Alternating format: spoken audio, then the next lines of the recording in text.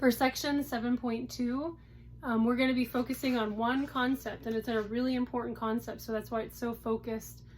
So all the homework is going to be dealing with factoring trinomials with a leading coefficient of 1. So what does that mean, a leading coefficient of 1? So if you were to look at both of these trinomials that we have here, the first coefficient, or the coefficient that goes with the first term, is 1. So we don't actually have a leading coefficient listed there. You just see the variable with its exponent. So when we think back to when we were distributing, we have to think backwards now, because now we're starting with the expanded form and we're going back to the factored form.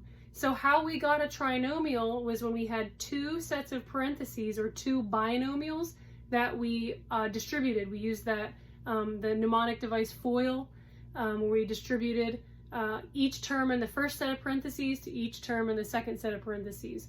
So that's what we're going to end up with. We're starting with the expanded form. We're going to work back to the factored form. So how do we do that? So on this first one right here, if to get a y squared, the only way to get a y squared is to multiply y times y. So we know we're going to start off with two sets of parentheses. So whenever I'm factoring a trinomial, I go ahead and just put my two sets of parentheses.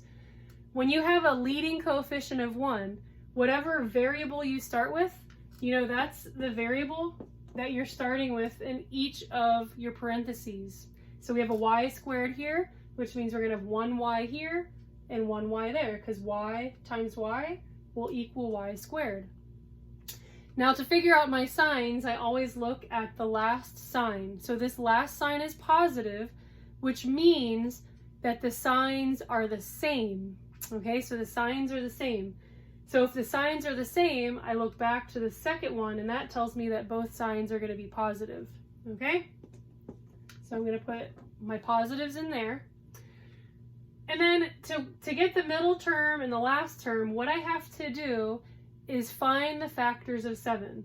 So the factors of 7 are really easy, because 7 is a prime number, 1 and 7.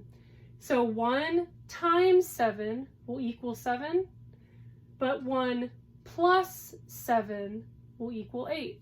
So we have y plus 1 and y plus 7. And again, you can check your work by using your distribution, and if you come up with this trinomial as your answer, then you know that you factored it correctly. So let's try another one. So again, I'm factoring this trinomial, so I know I'm going to have two sets of parentheses. I have a q squared, there's no coefficient here, makes it really simple. So I know I'm going to have a q to start with. I have a plus sign right here, so my last term is positive. That means that the signs are the same in each set of parentheses. So I'm going to jump back to this sign to see that they're both negative. So I'm going to have a q minus and a q minus. Now what I have to do here is find all my factors of 36, my factor pairs. Okay, so I'm going to have 1 and 36, 2 and 18, 3 and 12, 4 and 9. Oh wait, I can stop, because 4 times 9 will equal 36, but 4 plus 9, or a negative 4 and a negative 9, will equal a negative 13. So now I know a 4 will go here and a 9 will go there. And again, after you factor it, you can check your work by using your distribution, and if you get the trinomial that you started with, then you know that you factored correctly.